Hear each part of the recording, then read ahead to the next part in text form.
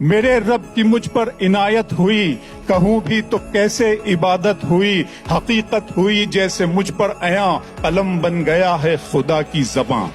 مخاطب ہے بندے سے پروردگار،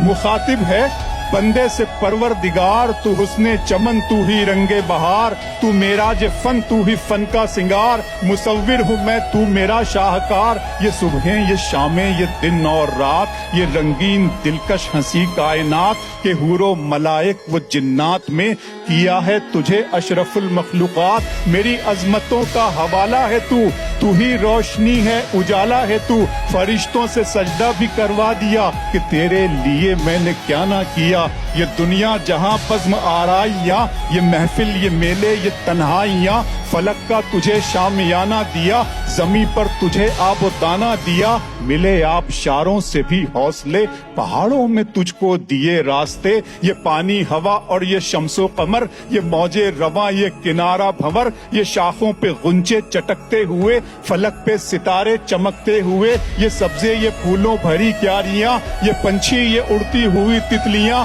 یہ شعلہ یہ شبنم یہ مٹی یہ سنگ، یہ جھرنوں کے بجتے ہوئے جل ترنگ، یہ جھیلوں میں ہنستے ہوئے سے کمل، یہ دھرتی پہ موسم کی لکھی غزل۔